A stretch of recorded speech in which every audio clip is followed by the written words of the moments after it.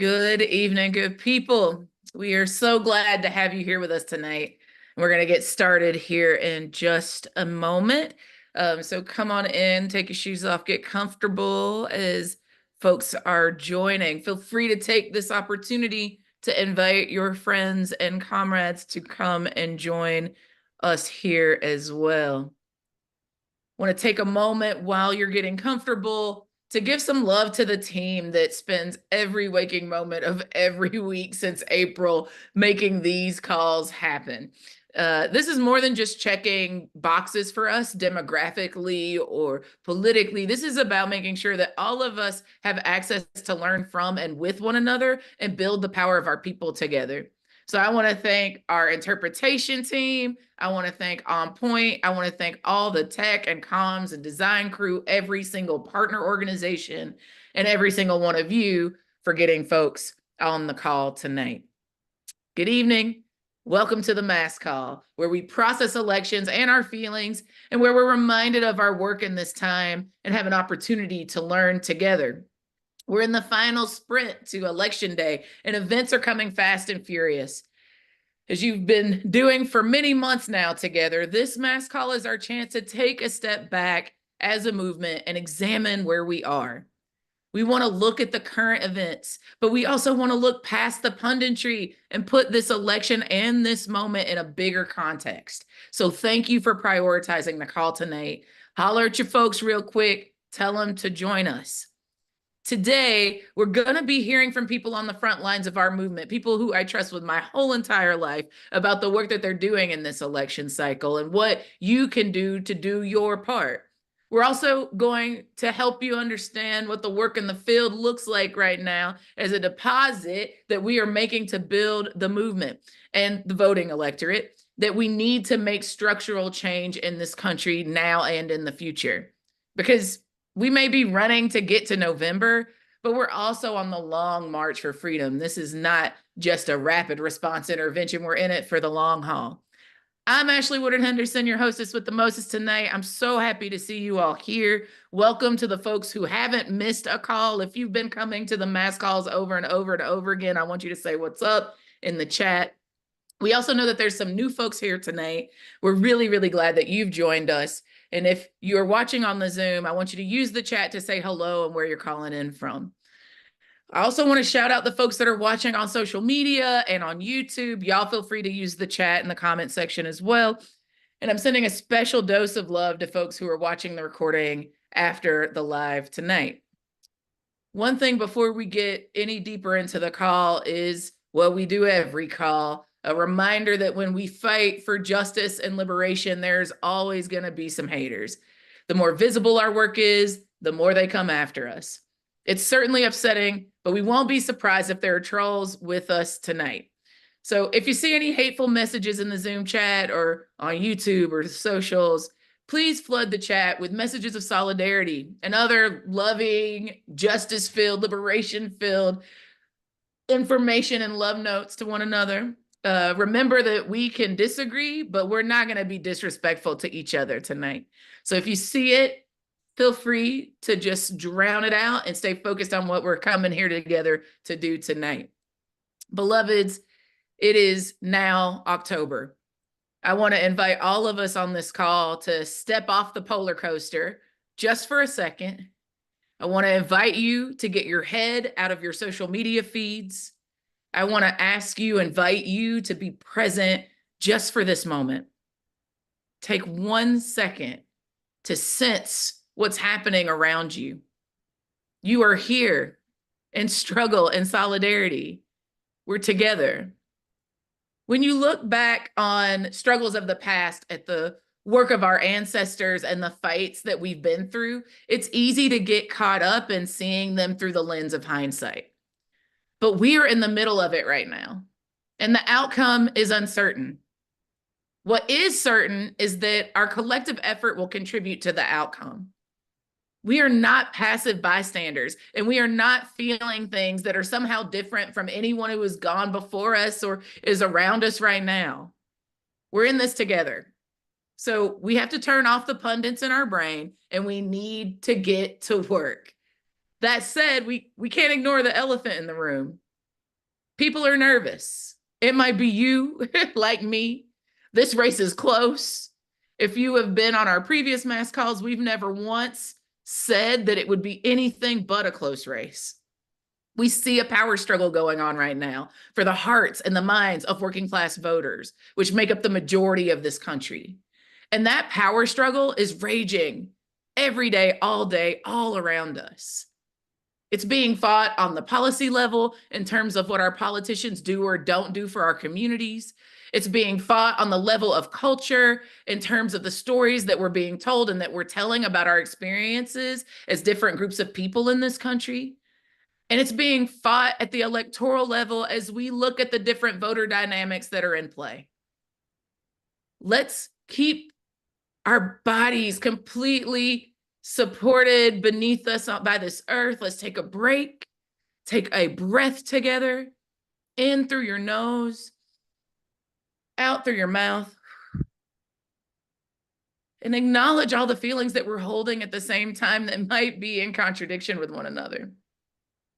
Maybe you're arriving feeling exhausted or feeling dread. Maybe you are feeling a sense of not knowing the future. Maybe that makes you anxious. Maybe you feel optimistic and excited because of the growth of our movements. Let's say hi to those feelings. Let's not ignore them.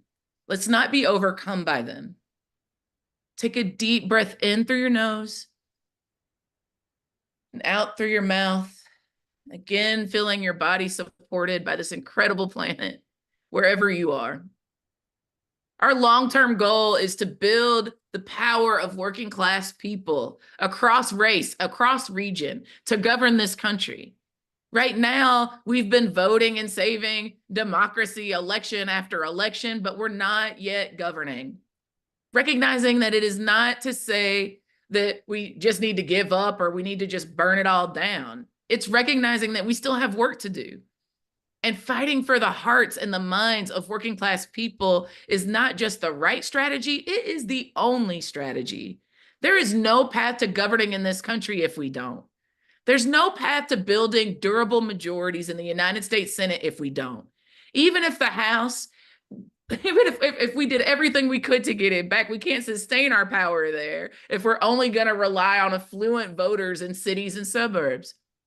There's no way to overcome the structural limitations of the Electoral College or take back state legislatures with just activists and people who turn up at our meetings. We need to go directly to the people. There's nothing new about this. Here is what we cannot do. Here is what we will not do now or after the election. We will not join in the parlor game being played by people with not nearly enough skin in the game of blaming one group or another of working class people for what is going on in this election.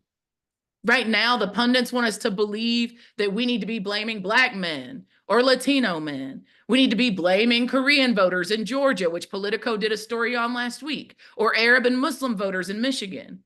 But we're not going to take that bait. And we also won't take the bait of blaming white working class voters either.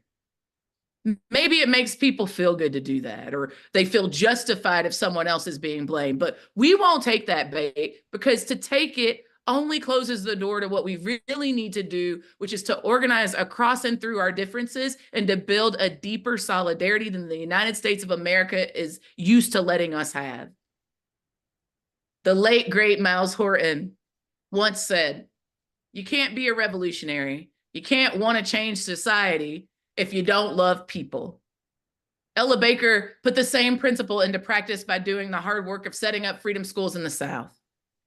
Yes, we all know the examples of how and when the elite in this country have used race to break our solidarity.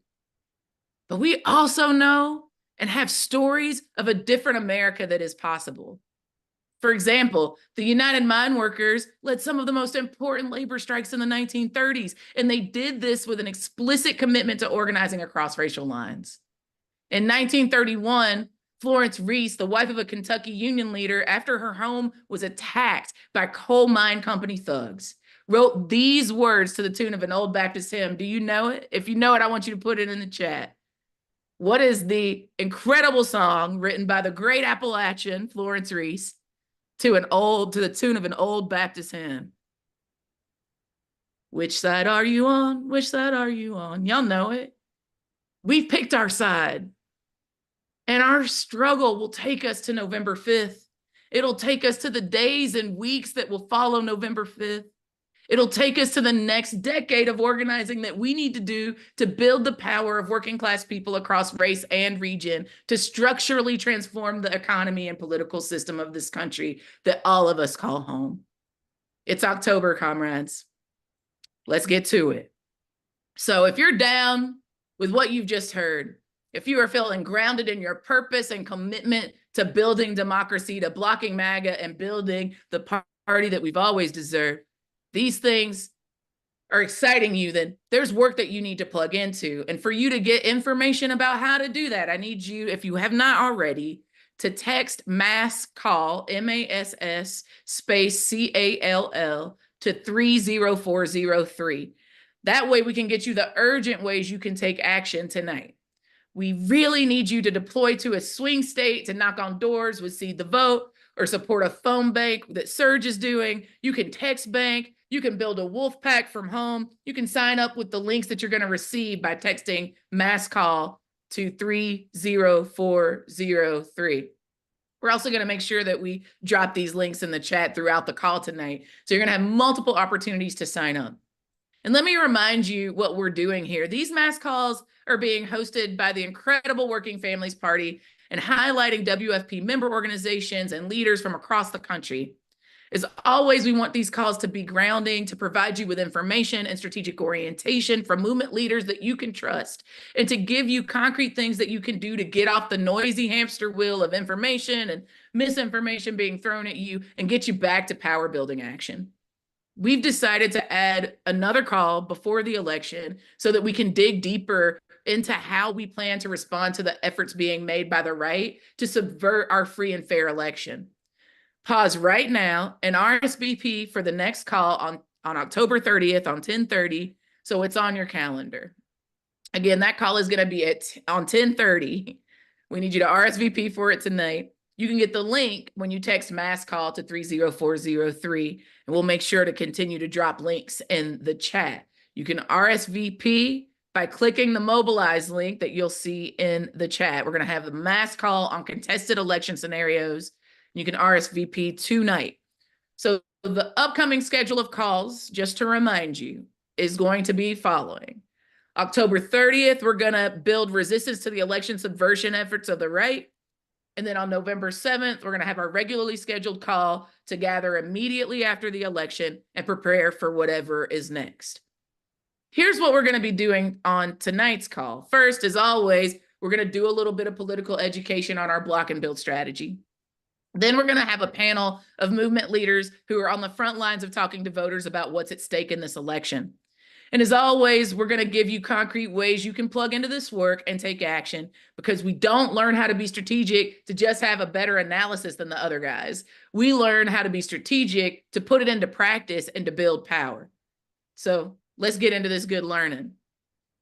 For this political education session, we're going to be digging deeper into Project 2025. Before we do that, though, we have folks who are new to these calls, so let's go back over some of the materials that we've covered on past calls to get you up to speed. And just a really quick side note, if you like what you've been hearing in these sessions, or if you want to get caught up on the things that you may have missed, we're posting the recordings on the WFP website at www.workingfamilies.org/masscalls, and we'll drop that link in the chat. Here's the cool thing. You can do more than just watch the recordings of the videos of the mass calls. There's also downloadable versions of all the slides and speakers notes for these political education sessions right there on the website. So again, you can find all the materials at www.workingfamilies.org/masscalls. We'll drop that link for you in the chat one more time. In our earlier calls, we've talked about the current political crisis in the United States. This crisis is defined by the interconnected phenomenon you see on this slide. Republicans have been taken over by authoritarian faction. Democrats are tending to the needs of affluent voters and losing working class people. And we've got a two-party system that largely attempts to tie our hands to prevent addressing these dynamics. With this understanding of the political terrain, WFP has an overarching strategy. In one sentence, it can be summed up like this: we are creating a new center of gravity on the political map to build and exercise governing power for, by, and of working class people of all races. Here's what that strategy might look like if we were to draw it in a simple picture. Most people think there are just two teams on the US political map, the red team and the blue team. But we're working to create a new circle on this map. Today, because we want to talk about Project 2025, we're going to zoom in on one of the circles on this map and look at the Republican Party. Political parties do not stand out there on their own, y'all. They are actually part of a dense network of organizations, of interest groups, think tanks, media organizations, all kinds of entities. And all of these contribute to the gravitational pull of the politics of any of the circles on the political map. Recently, one of the organizations in this network in and around the Republican Party has been making headlines. That organization is one that you all are all too familiar with, the organization called the Heritage Foundation, the authors of Project 2025. The Heritage Foundation has been around since the 70s, and they really rose to power during the Reagan administration. And every 4 years, Heritage puts out a document called the Mandate for Leadership. Does that sound familiar? It probably does, because it's the full name of the document that we've come to know as Project 2025. When Ronald Reagan was elected, he actually gave a copy of the 1981 version of the Mandate for Leadership to every single one of the members of his cabinet. Now, here's where it gets interesting. That 1981 document was published just as Reagan was first taking office. This year's document was published many, many, many months ago. And this is what's gotten Heritage into so much trouble. We found out about Project 2025, and I mean, frankly, they didn't really hide it. Thanks to the work of our movement, vast majorities of voters not only know about Project 2025, but they also disagree very strongly with its contents. There are people on the right who are mad at the Heritage Foundation about Project 2025.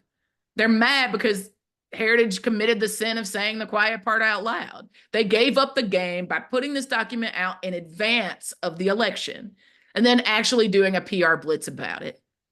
If you've read the book by Nancy MacLean, Democracy in Chains, you know that the right wing in this country has spent decades quietly putting their loyalists into positions of influence inside of institutions. They found that their ideas were not popular, so they made a conscious decision to take their political project underground. The fact that Heritage publicly revealed what they're up to is against the bigger plan these guys have been following for a very long time. But that's not all that Heritage is up to. This is a bit of a preview of the stuff that we plan to go over in our next mass call on October 30th. But Heritage is also a part of an ecosystem of organizations on the right that are fully engaged in the business of election subversion. Recently, they released a report on something they are calling their 2024 Transition Integrity Project. If that name sounds at all familiar, it's because it's the same exact name of a project that they came and built together in 2020. And it sounded some of the first alarm bells about how Trump might try to stay in power, even if he lost. Sadly, that original Transition Integrity Project was very much right in what they predicted would happen in 2020.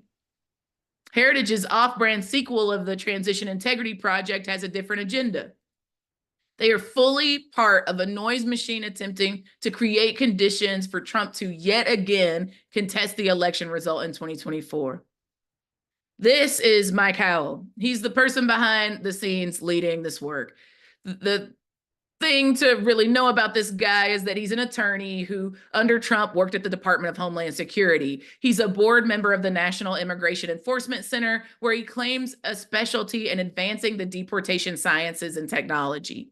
And currently, he's also the leader of a massive project, also run by Heritage, that has submitted over 50,000. I'm going to say it again. They have submitted over 50,000 Freedom of Information requests to various government agencies seeking to build a list of government employees who have used terms like climate change and diversity, equity, and inclusion in their internal communications. In the context of a potential second Trump administration, one that is promising mass deportations and the purge of career civil servants so that they could be replaced with Trump loyalists. Let's remember that these processes of government repression have a face and a name. And near the top of that heap is this guy, Mike. So the Heritage Foundation and Project 2025 make great headlines. They're truly scary. If you have been fearful because of what you've read about it, you're right to be scared. If Project 2025 were enacted at the national level, it would represent a destructive and permanent shift in the way our federal government works in favor of the wealthy and the elite. But if all we do is talk about Project 2025, if we become evangelists of this terrible project as a list of scary things, we're actually missing the bigger point. So now I want to tell you about some of the other think tanks that we're also dealing with. This particular one is in Washington, D.C. You maybe haven't heard of it yet. It's called the America First Policy Institute. Compared to the Heritage Foundation, they're kind of the new kids on the block.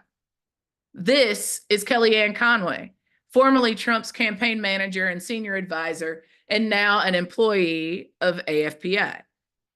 One of the goals of America First is to be better prepared for a second Trump presidency than the right was for the first.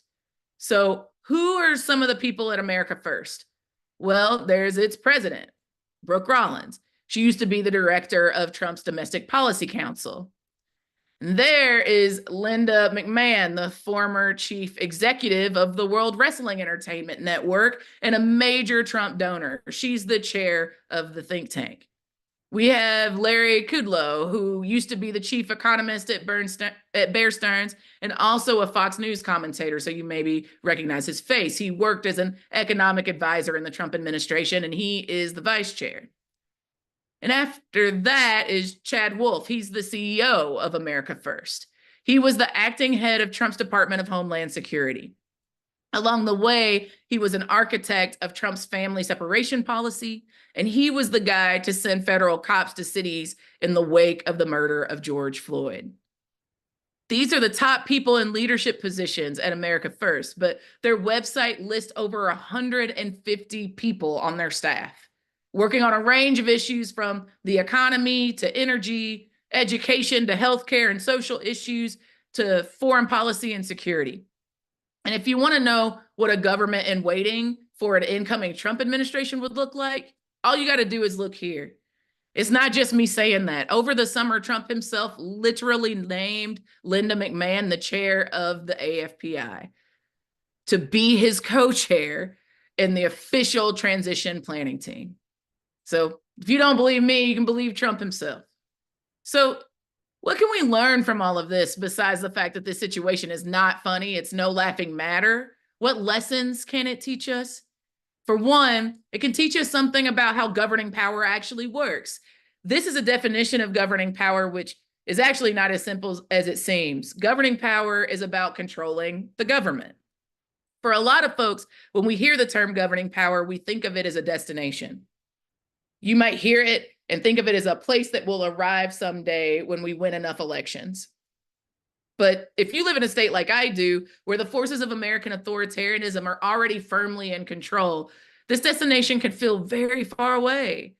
It can lead folks to lose hope that things could ever change, which is exactly how the right wants us to feel. But governing power is actually a process. There's a constant churn of elections and governing. Did the people at the America First Policy Institute come out of the 2020 election saying, well, our guy's not in the White House, I guess we should just sit around and wait for the next election? Of course not. They kept building infrastructure to govern. They researched. They did interviews with former government officials in the Trump administration. They raised so much money, and they have been developing this blueprint for governing the next time they're sitting in the seat. And they're not even hiding the fact that they're already looking beyond Trump. They have a goal of advancing their agenda for decades to come. So let's get more specific. Let's think about what it means for our movement. Our movement needs to develop the capacity to create a demand for change. We need aligned policy experts able to design proposals. We need electeds who have mastered the skill of governing and legislating. We need the expertise to shape the administrative state and craft enforcement strategies. And we need the ability to defend our gains in the courts and in future elections. We also need to pass laws that can defend themselves. In other words, we need the ability to pass large structural changes to the system that ratchet in only one direction towards greater democracy. The right spends so much of their time creating one-way ratcheting laws in the other direction. They restrict our right to vote, or they constitutionally lock in the power of corporations to dictate the shape of our economy. At the Working Families Party, we've spent the last 4 years getting very clear on our power building model. As you can see, we place achieving the power to govern in all the ways I just described at the very center of our political project. Governing power is our North Star. But how do we measure our ability to govern? How do we know how much governing power we actually have? Well, at our WFP National Convention last year, we gave a presentation on the next 25 years of our party's growth. To prepare for that, we asked leaders in every WFP state to make some predictions about the governing power that they thought they might have in 5 years, in 15 years, and in 25 years.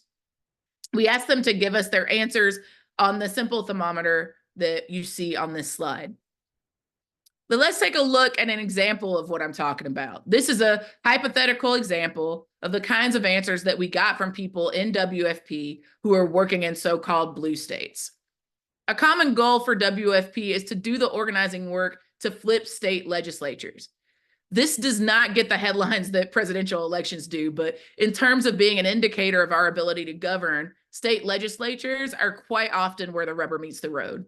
So in this hypothetical state, the goal for 5 years out is to flip the state house. We've also gotten a majority on the state Supreme Court, helping us ensure fair electoral maps without gerrymandering. Now, remember this map? These are different gravitational fields on the big political map. Based on those 2028 indicators, we're going to try to locate where exactly the center of gravity is located. An analogy we can use to explain what we're doing here is to ask, where's the Overton window on this map, which basically just means where is the window of political possibility? In the 2028 scenario, let's say that the center of gravity is just tipped over from the red circle to the blue circle, but not by much. And the center of gravity is still at the top of the circles, very much being defined by the elite forces inside both the Democratic and Republican parties. Now, let's fast forward to 2038. As you can see, folks have continued to organize and build power, and now they have a WFP champion serving as the Speaker of the House. They've won a big congressional race, showing that the party is now able to operate at a much larger scale. Also, through their organizing in the state, the WFP is now part of a denser network of aligned organizations that are doing some of the work of designing and driving demands for new policies. What does this mean for our center of gravity on the political map?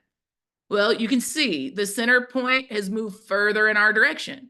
It's very clearly in the blue circle now, but it's also moving downward towards our purple circle. Hold on tight, because now we're going to fast forward 25 years. Here are the indicators. We won the governor's mansion, y'all. We've built a strong and organized caucus of WFP-aligned members in the state legislature. And we've begun to pass real legislation. And importantly, these laws are not easily overturned. They are able to defend themselves like we were talking about earlier. And this is how the center of gravity is continuing to shift in this 2048 scenario. As you can see, it continues to move in our direction. The real power struggle in the state is now shifted from one between the Democrats and the Republicans to a power struggle between the Democrats and the WFP. That makes me excited. I don't know about y'all, but I like winning. I like building power. But some of y'all are like, well, Ashley, that's super simple. That's the blue states. You couldn't give me an example about the red states. Well, I'm glad you said that. Let me go ahead and show you. Let's take a version of the red states. In this hypothetical red state, we have to start at a different place. Here, we can see that by 2028, we've begun to build our pipeline of aligned candidates. The center of gravity is still clearly in the elite echelons of the Republican Party. So not much has visually changed at this point.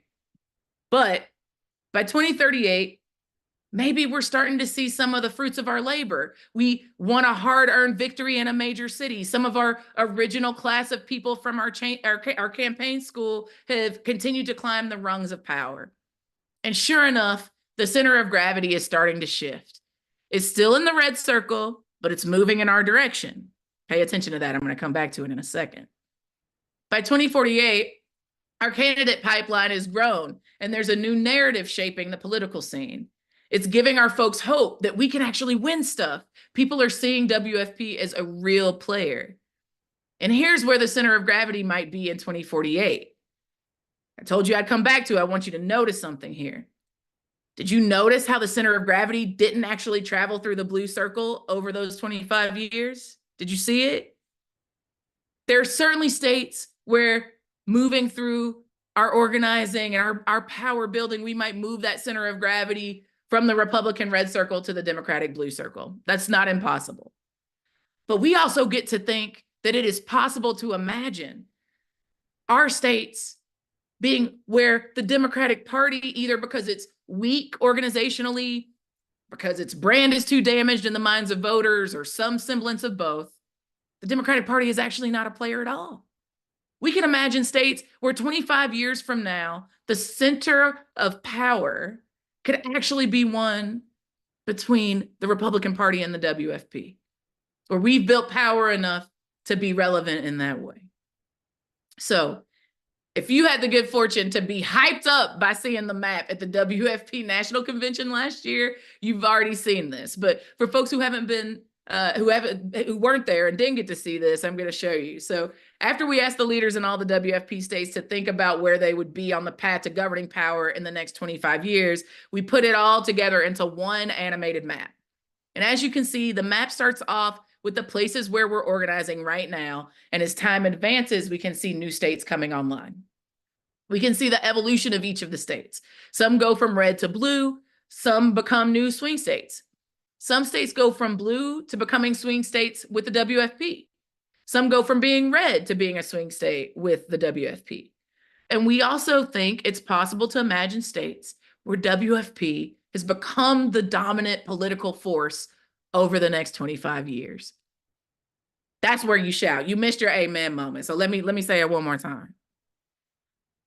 We imagine that it could be possible that WFP becomes the dominant political force over the next 25 years.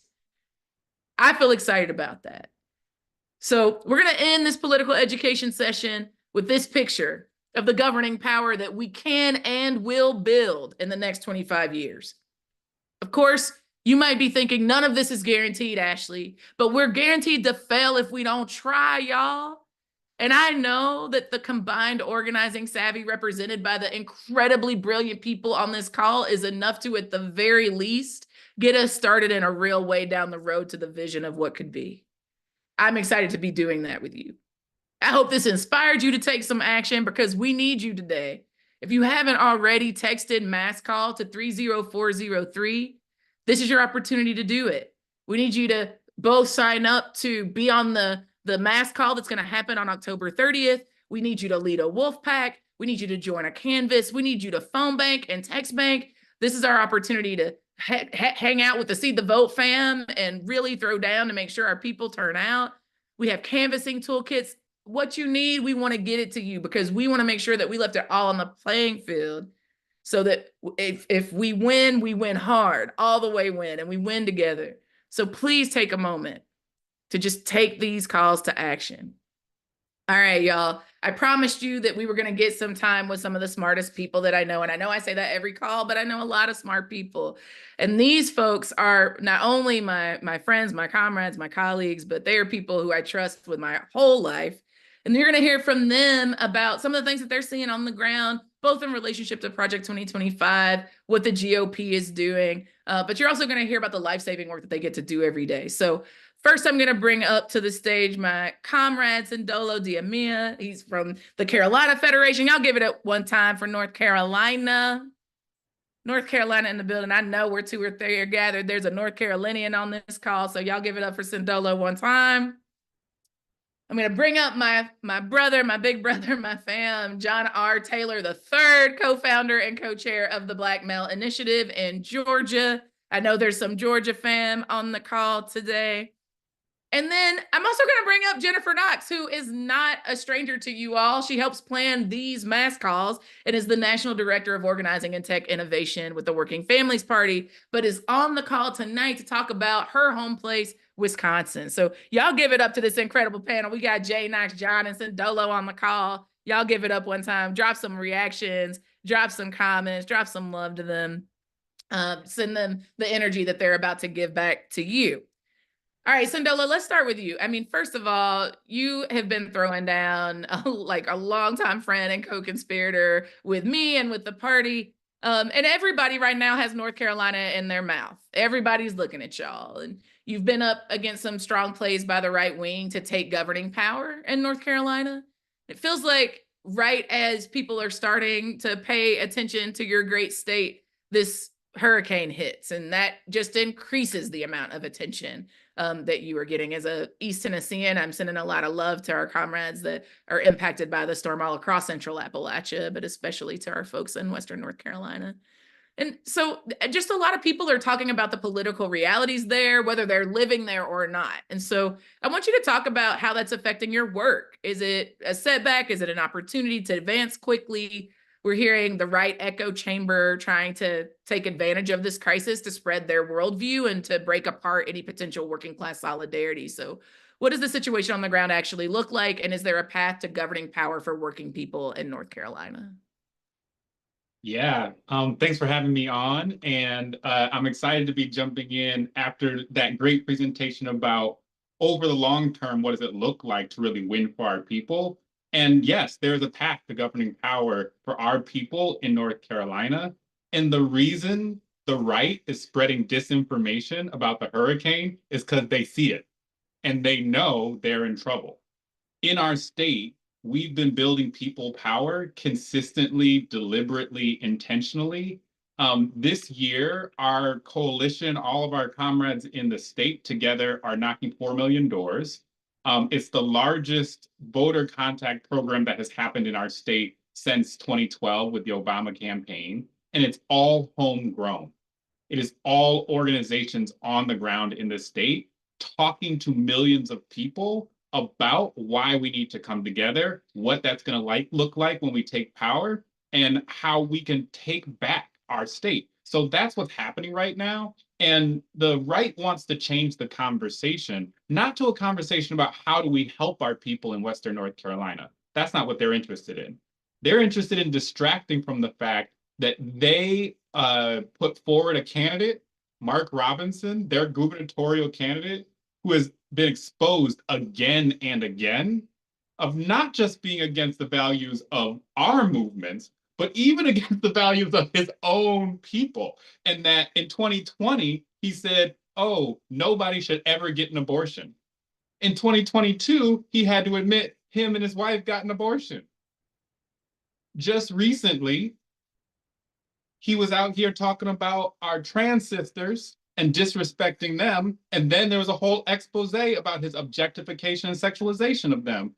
His whole staff has resigned. And so there's a collapse happening inside of the right wing in the state of North Carolina. And they desperately want to change the conversation from their complete corruption and their complete collapse and inability to answer the questions of working people to trying to stir up cynicism about government and anti-immigrant ideas, banking on the suffering of people in Western North Carolina. But what we know is that everyday people across race and deeply within the working class, when disaster strikes, they help each other. Actually, that's what's going on the ground. And there are organizations like our partners down home, North Carolina, who have been organizing in Western North Carolina long before the hurricane and will continue afterwards. So the real conversation, the real thing that's happening in North Carolina is that people power is being built consistently over time, and the right is shook. They are worried. And this election isn't guaranteed for us, but is the closest one that North Carolina will see. And we're planning to win. Ain't nothing to it but to do it. I can't wait to see you do it. I can't wait to see you do it. And shout out to folks who have been hitting the ground, stumping the pavement, both doing relief work and mutual aid work, but also going and talking to people about what time it is on the clock of North Carolina, getting people out to the polls. I love y'all. Shout out to the Carolina Federation. If you haven't dropped a dime to them yet, you should do that tonight. And next I get to bring up one of my favorite comrades, John Taylor.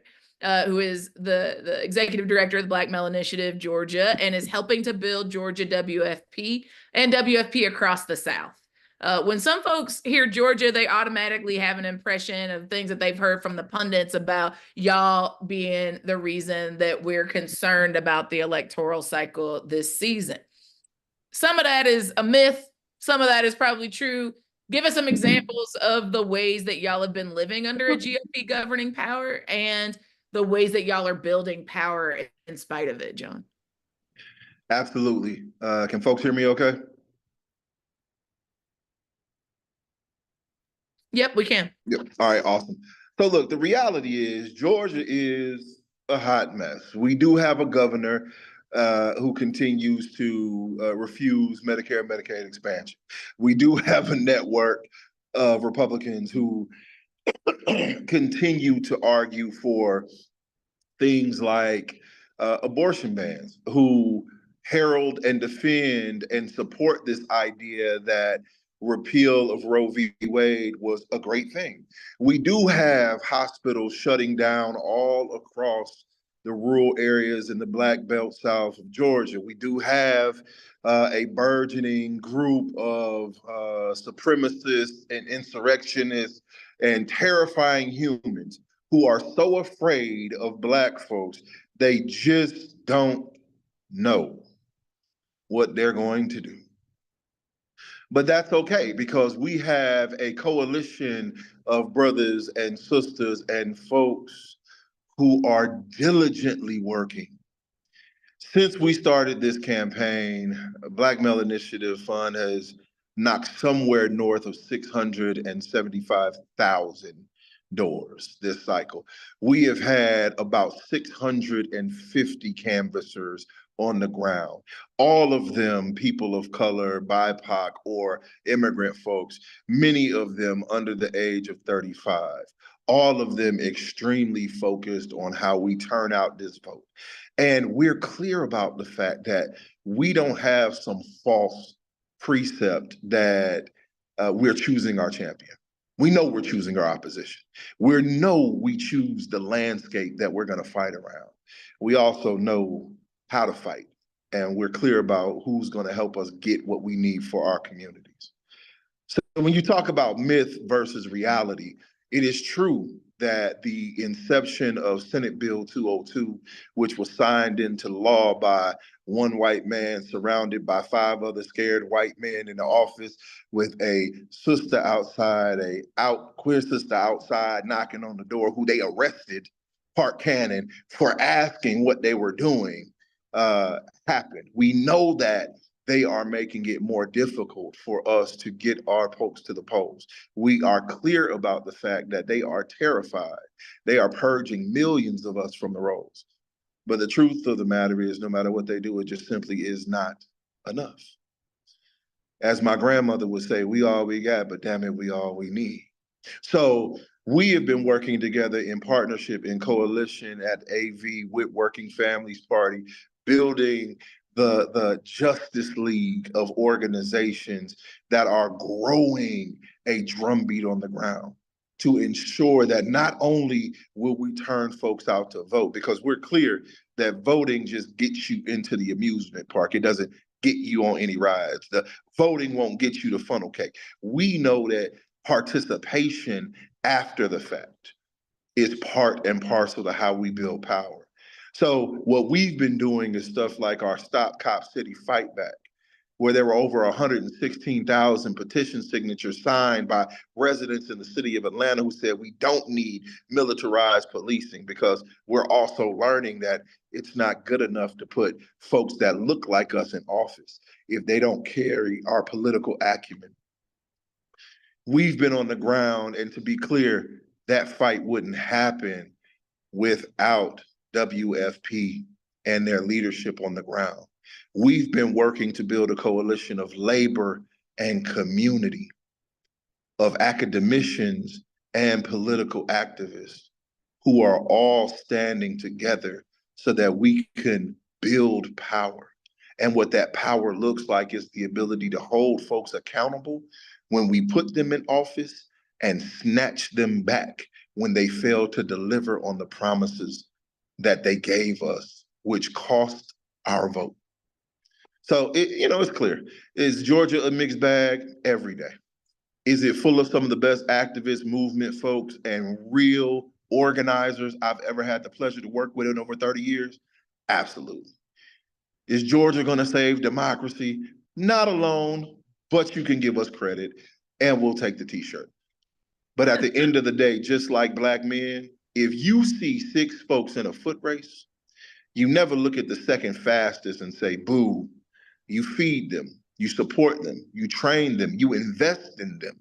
And when you do that, the second fastest runner might become the first.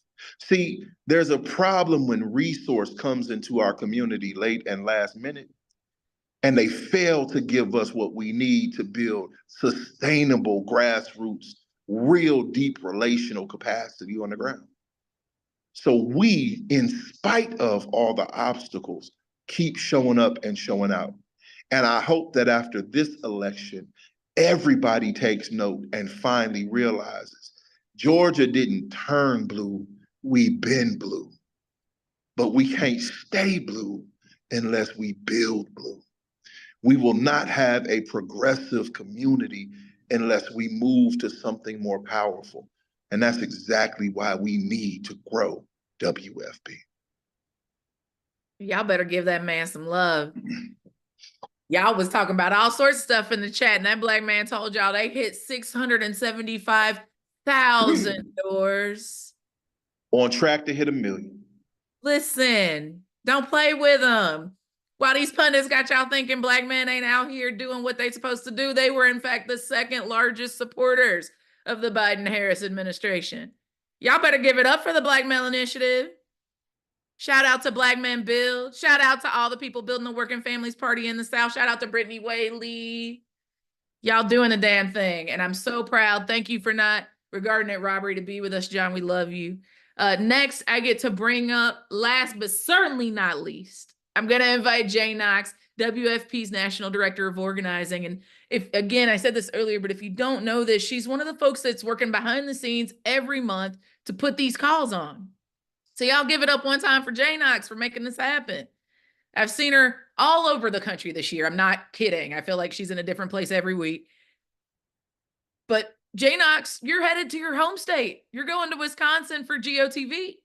Tell us why you're going. Wisconsin is in some ways a success story because they fought back against right-wing governing power that once held it. What's that story? And tell us a little bit about what you vision moving forward. Yeah. Hey, everybody. It's dope to be on the big screen with you all and not just work in the back scenes. And I'm excited to be going home to Wisconsin. And I'm also excited to just be on here with some good news to report because, John, we've been the hot mess before, right? We've been that. And I just want to say for those of us who are in the struggle and really up against the right's attempt to capture state power, we can fight back. So if you don't know, Wisconsin had a Republican trifecta for almost a decade, 2011 to 2019. And not only was the governorship and the state legislature controlled by the Republicans, so was the Supreme Court. And we, lived through all the things that they can rain down. And it very much was the piloting of so much that I see now presented in Project 2025 that they just like to expand across the country. And, I won't name all the things because we would be here all night, but when I think back on the thing that most impacted my life, it was the attacks on government workers. They were able to take over to the point where they could actually break a lot of public sector unions' ability to collective bargain. The Supreme Court right now, we've got some optimism on that front, but they, Wisconsin was a union state, and they really undermined unions' power. And then they didn't stop there. As they cut budgets, if you were a government worker, they started to subject you to furloughs. So imagine being a government worker and literally you could be told the next day, don't come into work and you're not going to be paid. This is social workers, right? All the kinds of people that serve our community. And it both impacted the worker and their sort of income stability, as well as the people who actually needed stuff to function, right? Needed schools, needed administration to function. And that was intentional. After a while, if your work is so unstable that you can't get paid, my parents were government workers. There were times where I was like, Dad, when you going back to work? And he was just like, I don't know, actually, when they get through what they're doing in the Capitol.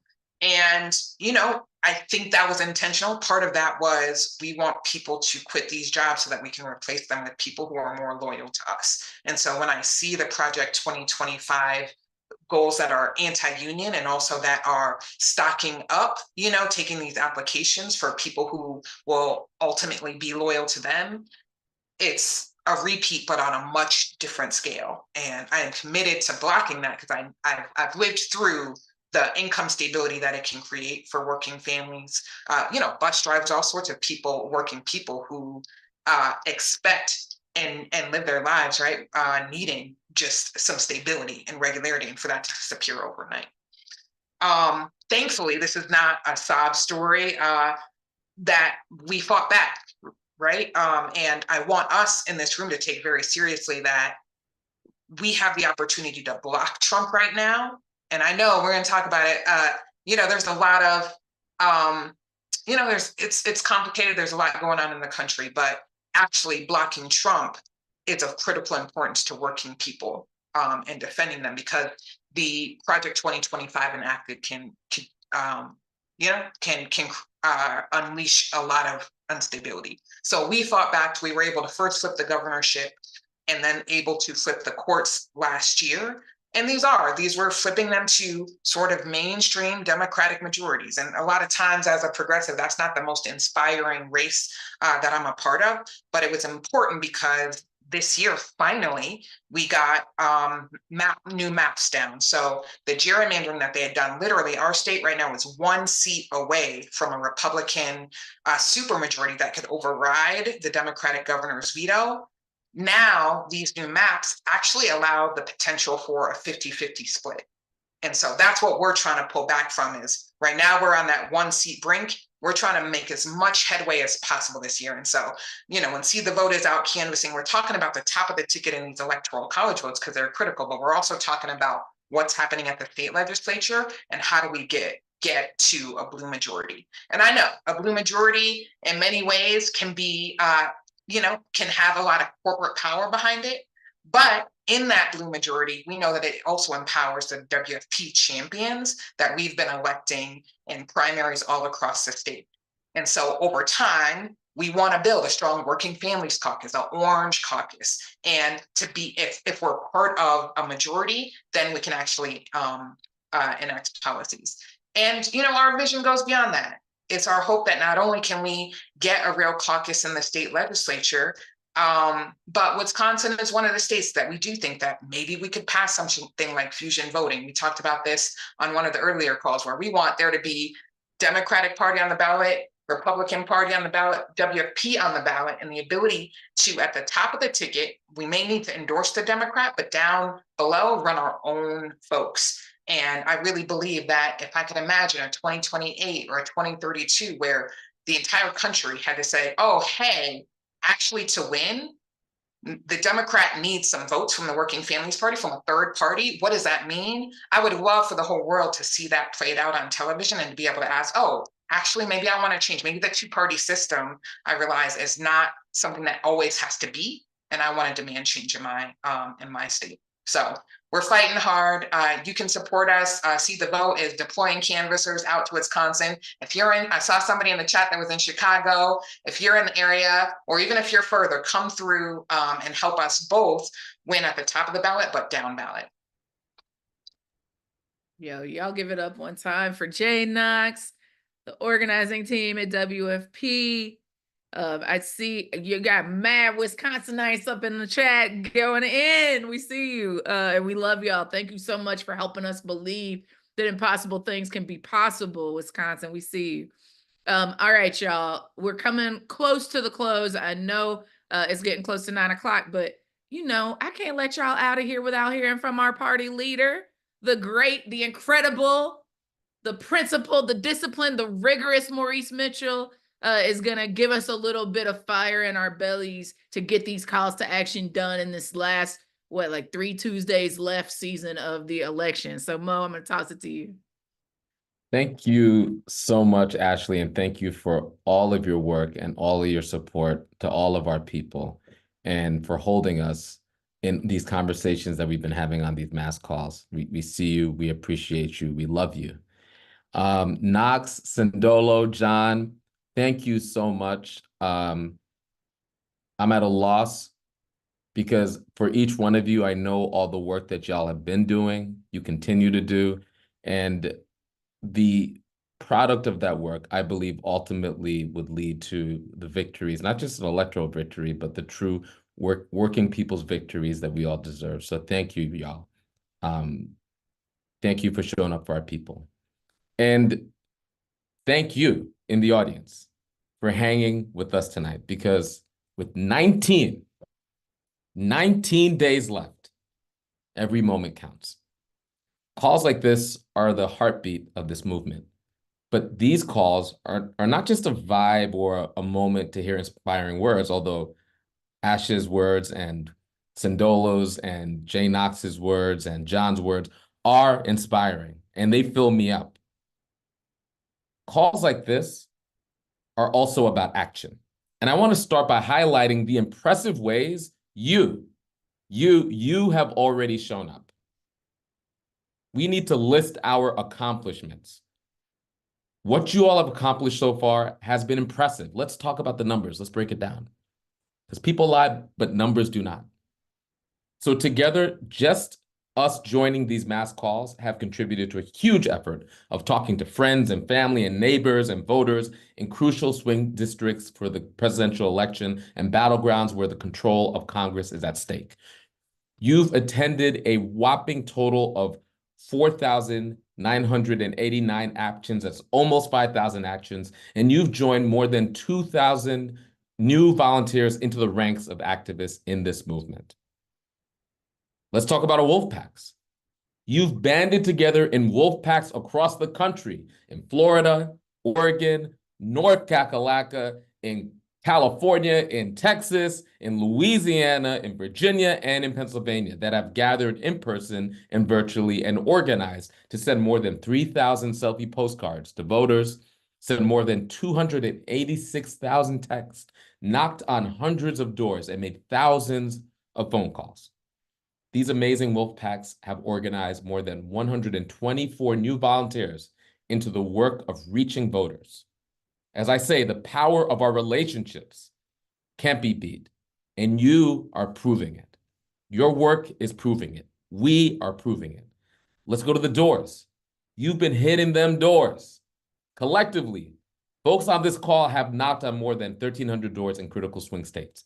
Nothing beats a face-to-face conversation with a voter where we can hear and understand issues they might be grappling with, communicate what's at stake this November for our local communities, help make a voting plan, and make a lasting impression that mobilizes our people to the polls. Overall, Seed the Vote is on track to knock 500,000 doors, possibly talking to enough voters to swing this entire election. But we need more to make sure we can reach that goal and do everything we can to make sure we win. Many of you signed up and learned more about sending selfie photo postcards to voters you know. And while we are still tallying the final numbers, in total, together, this group has sent more than 5,185 postcards to mobilize voters in our own networks and neighborhoods. That is impressive. And you've really leaned in on phones and text, with WFP, Surge, and many other groups reaching thousands more voters. We've had over 2,600 meaningful conversations with voters, but we need to reach thousands more. The power of a real conversation can't be overstated. Sign up for additional phone banks and commit to making at least double the calls you made last week. Let's ratchet it up. We need to leave everything on the battlefield. This is how we close the deal and ensure people get to the polls. So stay off the up and down roller coaster, right? Where we're looking at the poll within the margin of victory up to, don't look at the polls, talk to voters. So join a phone bank now, please. Join a phone bank so we could talk to the voters that are still trying to figure it out. You've already sent over 1.5 million texts and engaged nearly 100,000 voters. Let's aim to hit 3 million texts and engage another 100,000 voters in the next 2 weeks. Do you think you could do that? Do you think you have enough in you, enough time, enough testimony, enough heart to engage 100,000 more voters and text 3 million voters together? Texting helps us reach voters multiple times and solidify their plans to vote early or on election day. It's a critical tool. So join a text bank. Join a text bank, join a phone bank. That is amazing. Y'all are amazing. We are building it. This is an action call. This is an organizing call. So this is time to take action and to pledge to take action. So let's take a quick moment now to hear from someone who deployed with Seed the Vote to knock doors. Tracy Zhu, welcome. Thank you so much. Good evening, everyone. I'm Tracy Zhu, and I'm a volunteer with Seed the Vote. I was born and raised in San Francisco and currently live in Oakland. I just got back from a weekend of door knocking in Phoenix where it was 108 degrees. Why did I fly to another state to canvass? Well, in 2016 and 2020, I did my duty of voting in the election. And as someone in a blue state, I didn't feel like there was much I could do to influence the presidential and congressional elections. For this election, I didn't want to have any regrets about doing enough to prevent Trump from being elected and to get a president who will fight for the working class. So I did a call out to my friends to see who would want to fly with me to a swing state to canvass. Guess who responded? My friends were moms and had multiple young children at home because they knew what was at stake in this election. They took precious time away from their small children to door knock in 100-degree heat. Why should you go canvassing or ask your friends to go canvassing? Many of us have already been donating, writing postcards, doing phone banking. You might think to yourself, I've never canvassed before. Well, these moms, my friends, who I went with, also didn't have any canvassing experience. Even for me, my last time canvassing was over 8 years ago. But all we needed to be successful was to have empathy and listening skills to talk to voters about what they cared about. We did training before we got to Phoenix, training on the ground while we were there, and got together to debrief afterwards. Seed the Vote made the logistics easy with support on flights and hotels, and for anyone who needed financial support, they made sure no one had financial barriers to go. I want to tell you about one voter. We were about to leave our first neighborhood, tired and exhausted from walking in the sun. One of our pod members pointed out that we had one more house at a dead-end street in the neighborhood, and they only spoke Spanish. My canvas partner who spoke Spanish knocked on the door and talked for 10 minutes to this voter who didn't even know who was running for president. By the end of the conversation, he turned from a non-voter to a likely voter who has a voting plan and was ready to vote down ballot. This is a voter who wouldn't have been reached by the phone, by text, or was even paying attention to the election at all. If we hadn't knocked on his door, he wouldn't have voted. Seed the Vote and all of our movement partners like Working Families Party are about community. It's about looking out for each other. We will be connected before and after the election. Getting on the doors is a great way to humanize people and to be humanized in the process. I'm so inspired that I'm going again to Phoenix again this weekend. I invite you to join Seed the Vote to canvass, and I invite you to invite a couple of friends with you. Thank you all. Thank you, Tracy. Everybody give Tracy some energy. Give it up for Tracy. This is what we're talking about, right? Putting in that work, having those conversations, right? This is how we movement build. It's not simply by being spectators in political sport, right? It's about being agents of political change, like you, like me, like Tracy. Look, there's a whole lot of noise right now. I hear it all the time. Some pundits are out here saying Michigan is lost. Black men are lost. Immigrants, listen, they said similar things in 2018, in 2020, and again in 2022. And they were wrong then, and they are wrong now. Let them keep running their mouths. You stay disciplined. You stay organized. You stay in the game like Tracy and other folks around the country that are putting in the work to have those conversations with voters all around the country still making up their minds. We don't organize to follow the narrative. We organize to change it. For this entire year, we have been talking about the dual mandate to block Trump and build for working people. You heard on this call tonight that we are contesting the right wing for the vote of Black men, for example. Not just in this election, but we're building a party that earns their respect and their vote. You have heard that we're building in Georgia, that we're building in North Carolina, that we're building in Wisconsin in order to block Trump, but also to organize, to move the Democratic Party closer to the people, to move our politics closer to the people, and to build the Working Families Party as a vehicle for the multiracial working class. And I'm deeply proud and inspired by the ways we are holding together right now, refusing to fracture, staying focused, not getting caught up in the noise, and doing the damn work. So if you're down to do the damn work in the last 19 days, I need to see you in the chat. I need to hear you. I need to feel you. And more important, I need you to make a pledge. So how can you take action? If you haven't already, I'm asking you to join the Working Families Party. If you're already a member, consider becoming a dues-paying member. WFP is not one organization. It is a party built of grassroots organizations and activists like you, all aligned around the knowledge that the two-party system is not working for working people, and we must strategically build a party from the ground up that can ensure working people thrive and not just survive.